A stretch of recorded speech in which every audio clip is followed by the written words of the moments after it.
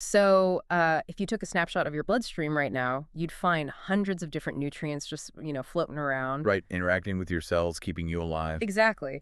And we tend to assume our bodies are these like highly capable factories that just run on autopilot and make everything we need. I mean, it's a comforting thought. It is, but the biological reality of what's actually happening inside you is, well, it's pretty wild because out of all those hundreds of vital compounds in your blood, your body is only capable of manufacturing exactly one on its own. Just one. Yeah. It is a stunning realization when you first confront that data. I mean, literally everything else, every other vitamin, mineral, nutrient has to be outsourced, right? Exactly. You have to, hunt for it in your environment, pull it from your food, or take supplements.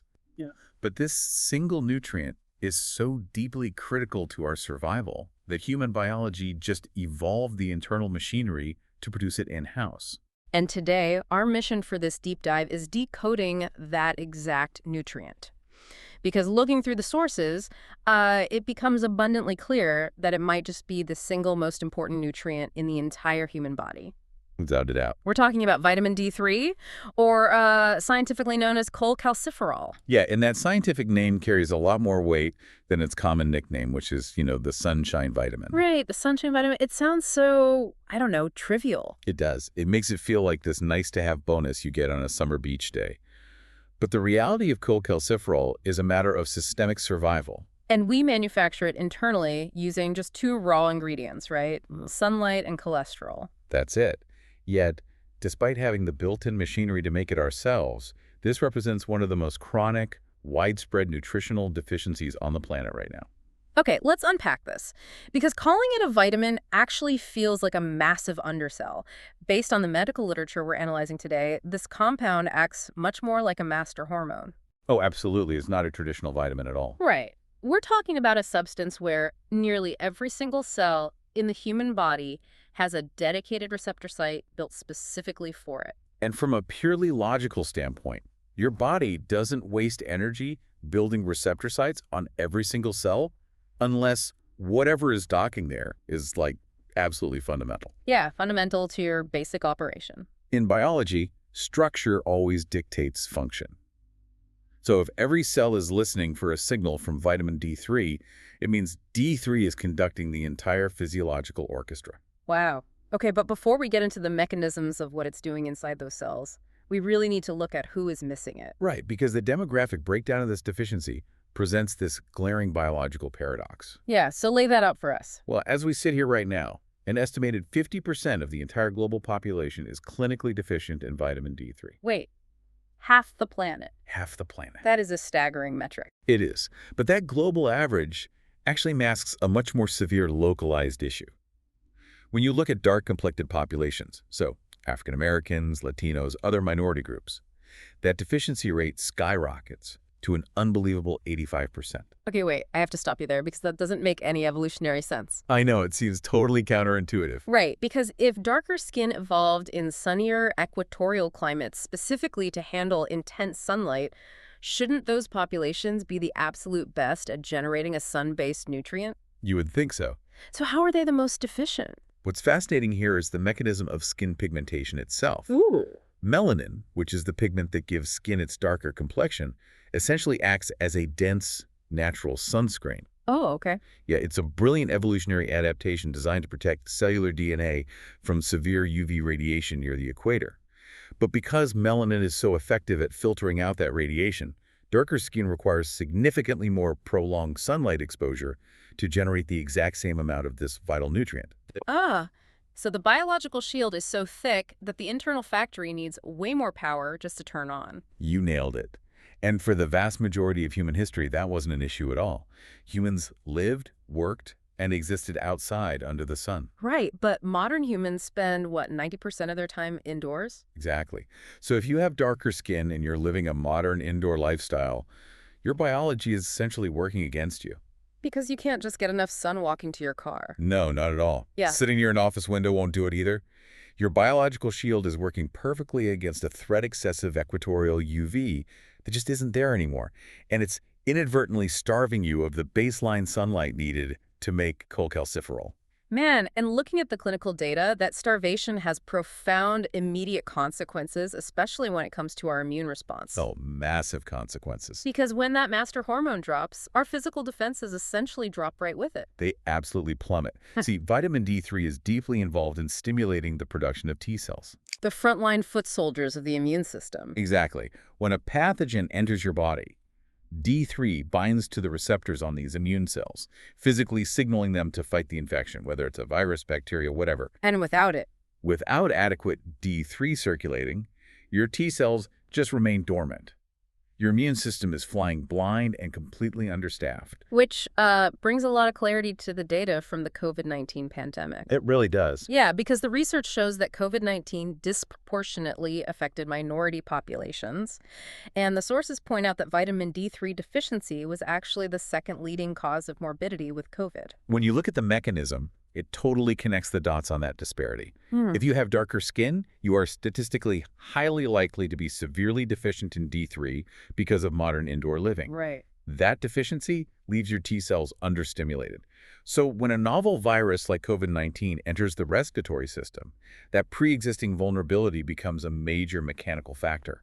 So the melanin blocked the limited sunlight, the D3 production tanked, the T cells didn't activate, and the immune system was left wide open. Wide open to viral replication. So what does this all mean for us day to day? I think it means we need to completely rethink how we view getting sick in general, especially that classic old wives' tale about catching a cold in the winter. Oh yeah, put a coat on or you'll catch a cold. We've all heard it, but the clinical research shows there are actually more pathogens, viruses, and bacteria outside in the warm, humid summer weather than in the freezing cold. We have collectively confused behavioral correlation with biological causation. The cold air temperature itself isn't generating the flu. Right. We don't get sick because the air is chilly. We get sick because the cold weather forces us to completely change our daily behavior. We retreat indoors. Yes. The temperature drops, we layer up in heavy coats, we stay inside, and we completely block our skin from whatever weak sunlight is left. And our internal D3 production goes into a free fall. And as a direct mechanical result, our T cells go dormant and our immune system tanks. We falsely associate the drop in the thermometer with the illness. When really it's the sudden drop in sunlight rolling out the red carpet for the common cold. The weather changes our wardrobe blocks our solar panels, and our immune shield lowers. It's a biological chain reaction. Wow. But the vulnerability doesn't stop at external pathogens. We also have to look at the devastation it causes to our internal hardware, specifically the nervous system and the brain. And this is where the January 2023 study published in the Helion Journal provides some incredible insight. Yeah, that study's a heavy hitter. They dug deep into the impact of vitamin D3 on severe neurodegenerative diseases, looking at things like Alzheimer's and Parkinson's. They highlighted several overlapping destructive pathologies: massive oxidative stress, deep tissue inflammation, and protein aggregation, where proteins in the brain misfold and start clumping together. Disrupting neural pathways. Exactly. But the most critical pathology they examined was demyelination. Here's where it gets really interesting, because the source material uses this fantastic visual analogy to explain demyelination to you. I love this analogy. It's so good. Imagine that every single nerve in your body is a live copper wire carrying electrical signals from your brain to your muscles. Okay. In your house, a copper wire is wrapped in a protective rubber sheath to stop it from short-circuiting. Well, in your body, that protective rubber sheath is called myelin. Right. And the research shows vitamin D3 is the critical component required to protect and maintain that myelin sheath. And if you're chronically deficient in D3, the biological maintenance on that rubber sheath just stops, it begins to erode, it thins out, and it develops micro tears and scars. And suddenly you have an exposed live electrical wire in your brain. The signal short circuits. It misfires. And that mechanical erosion, that exposed wire, leads directly to the neurodegenerative pathologies we see in Alzheimer's. And the statistics on Alzheimer's in the sources are terrifying. Yeah, it's the main cause of dementia. Currently, about 48 million people are suffering from it globally, and that population is growing by 10 million every single year. But the Helion study proved that vitamin D supplementation actually ameliorates these neuropathological features. It actively contributes to a better prognosis. Because it provides the biological materials needed to repair that rubber sheath around the wire. Exactly. But it's not just the physical hardware of the brain that D3 is maintaining. It's the software, too. The software. Yeah, our moods, our emotional regulation. Remember earlier when we said that there are D3 receptors on nearly every cell? Right. They are incredibly heavily concentrated all throughout the brain and spinal cord, and they play a massive direct role in activating the synthesis of major neurotransmitters. We're talking about the biochemical heavy hitters here. Serotonin, which is the primary regulator of your mood and happiness. And dopamine, regulating behavior and motivation. So D3 is literally pulling the levers on the chemicals that decide how you feel every single day. Which perfectly explains the well-documented phenomenon of seasonal affective disorder, or SAD. Oh, right. The source narrative brings up the visceral experience of living in a city like Chicago during the winter. For months on end, the sky is just a misty, freezing gray sheet. The sun is entirely obstructed. Yeah, when you wake up in January and the sky is gray and you feel that deep, heavy, sluggish brain fog, that isn't just you feeling down. No, it's a literal mechanical drop in serotonin production because your internal solar panels have been disconnected. Society used to write that off as just a psychological reaction to gloomy weather. Right, like, oh, it's just the winter blues. But it's deeply physiological. It's a tangible mood disorder. The primary symptom is clinical depression rising predictably during winter. And the research even showed that test subjects with lower levels of D3 actually performed noticeably worse on standardized mental and cognitive exams. A lack of this master hormone degrades both our physical neural pathways, the exposed copper wire, and our cognitive software. The scale of what this hormone controls is just incredible. We've got the immune system, the brain's hardware, the brain's software. But the systemic domino effect of this single nutrient goes even further. It really does. When you look at the expanded sources, it influences every major organ and directly dictates our total lifespan. If we look at the global mortality research, it paints a very clear geographic picture. Epidemiological data demonstrates that the longest life expectancies on Earth are clustered near the equator. What researchers call the Sun Belt. Right. As populations move further away from that equatorial line into higher latitudes, life expectancy drops precipitously, and the incidence of severe cellular diseases like cancer rises. I want to break down the mechanism there because it's not just magic. How does a lack of sunlight actually trigger cellular malfunction? It comes down to cellular regulation. D3 is heavily involved in signaling cells when to grow, when to stop growing, and when to naturally die off. That process called apoptosis. Exactly. Without adequate D3, that cellular communication breaks down. It allows abnormal cells to multiply unchecked. And this same breakdown in systemic communication triggers massive autoimmune issues too, right? Yes. The research strongly links D3 deficiency to the onset of rheumatoid arthritis. Which is not just joint pain from old age. It's a chronic autoimmune disease where your own immune system gets confused. Normally, your immune system is highly trained to recognize the difference between an invading pathogen and your own bodily tissue. But the sources indicate that when D3 is absent, that training fails. It totally misfires. Your immune system suddenly looks at the healthy lining of your own joints and misidentifies it as a foreign protein. It launches a full-scale attack on your knees, wrists, and fingers. Causing huge inflammatory cascades and debilitating pain. Raising D3 levels actually provides the regulatory signal that tells the immune system to stand down. Wow, physically reducing the severity of the disease. And we see that exact same systemic misfire in our metabolism. With obesity and diabetes. Yes. People deficient in D3 have a significantly greater, clinically documented risk of becoming obese and developing severe metabolic complications. Because the hormone directly governs how the body processes glucose. Think of the pancreas like a localized sensory organ. Inside it are these clusters of cells called islets. Okay. Within those clusters are beta cells, which are essentially the manufacturing plants for insulin. For those beta cells to release insulin to manage the sugar you just ate, they need a biological key to unlock the door. And those beta cells are covered in D3 receptors. Exactly. Without adequate D3 binding to those receptors, the beta cell simply doesn't get the message to release the insulin. So you eat your glucose spikes, but the internal insulin response is blunted. And that blunt response, happening over and over, is the fundamental mechanical driver of insulin resistance and type 2 diabetes. It is wild to think that not getting enough sun can alter your pancreas's ability to handle the food you eat. It really connects everything. And if the pancreas wasn't enough, D3 is fundamentally tied to the mechanical operation of the human heart. This part is huge. There was a massive genetic study mentioned in our sources involving over 150,000 people. And they proved that low vitamin D3 doesn't just casually correlate with high blood pressure, it mechanically causes hypertension. And in medical research, declaring causation is a massive threshold to cross.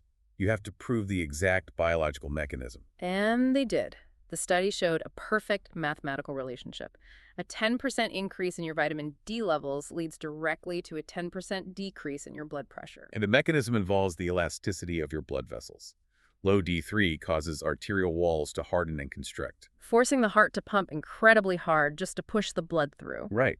And because of this constriction, low D3 becomes a primary physiological risk factor for congestive heart failure, peripheral arterial disease, strokes, and heart attacks. If we connect this to the bigger picture, you really start to see why the label vitamin is completely insufficient. D3 isn't a targeted treatment preventing one specific condition, like, vitamin C preventing scurvy. Right. It's the foundational biological fuel that keeps the body's cardiovascular engine, its metabolic engine, and its immune engine running. Without it, the entire systemic network begins to miswire and collapse. Okay, so knowing all of this, knowing the absolute devastation a deficiency causes to our immune shield, our brain's wiring, our pancreas, our heart health, the obvious question is, how do we actually fix the deficit? We have to supplement. Right, because spending 8 hours a day half naked in the equatorial sun just isn't an option for most of us working modern jobs. No, definitely not. But looking at the sources, the standard medical guidelines seem completely out of touch with the current clinical science. They vastly understate what the body requires. The standard RDA, the recommended dietary allowance, is widely considered by functional medicine physicians to be far too low. It's essentially just enough to prevent severe rickets, right? Yeah, but nowhere near enough to fuel the hormone receptors on every cell. So what is the actual functional protocol? What should a person be aiming for to get these systems back online? According to the functional medicine consensus in our sources, the optimal daily dosage is a minimum of 5,000 IUS. That's international units of vitamin D3. Okay. And if you're getting your blood work done, which you absolutely should be to monitor this, you want your actual circulating blood levels to sit firmly between 60 and 80 nanograms per deciliter. I want to highlight that because the standard medical range on a blood test says anywhere from 30 to 100 is normal. Right. But the functional medicine data says, no, 30 is merely surviving. You want to be between 60 and 80 to actually be thriving and repairing tissue. It's the difference between keeping the engine idling and actually driving the car. Perfect analogy. But taking the D3 is only half the equation, isn't it? Yes. There is a crucial biological pairing that must happen for this to be safe and effective. You absolutely must take that D3 with 120 to 140 micrograms of vitamin K2. And specifically a version called K2 Millen K7, right? Yes, which is the most bioavailable form for the human body to absorb. I'm so glad you brought this up because I was reading through the supplementation warnings, and this is a vital safety mechanism to understand. It really is. Why is the pairing mandatory? What actually happens mechanically if someone just goes to the pharmacy, buys a massive bottle of vitamin D3, and takes it on its own every day without the K2? It comes down to how D3 interacts with the calcium in your body. Let's upgrade how we think about this system. Okay. Taking high doses of D3 acts like a massive biological mining operation. It goes out and pulls high amounts of calcium into your bloodstream. Now, calcium is essential. It is, but if that calcium just sits on the loading docks in your blood, it causes severe problems. Yeah. It begins to harden, which we call calcification, and without direction, it hardens directly into the inner walls of your arteries. Ouch. Yeah. Vitamin K2, specifically the MK7 version, is the freight train. It hauls the calcium. Yes.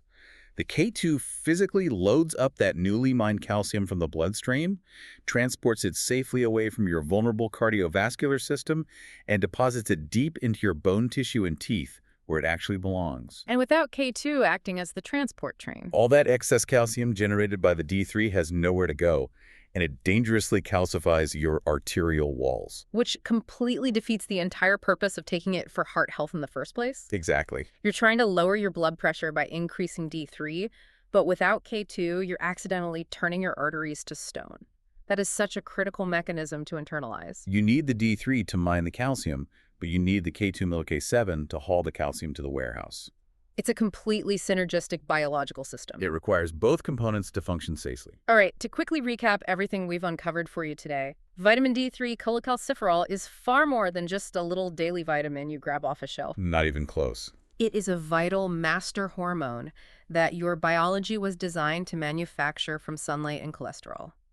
It protects the physical copper wiring of your brain against degenerative diseases. It controls the neurotransmitters that dictate your mood and prevents seasonal depression. It acts as the switchboard for your immune system's T cells to fight off viruses, and it mechanically regulates your blood pressure and your pancreas. It is, by all accounts, the single most important nutrient in the human body. Absolutely. And, this raises an important question, one that steps just outside the immediate clinical data, but is deeply rooted in everything we've analyzed today. What's that?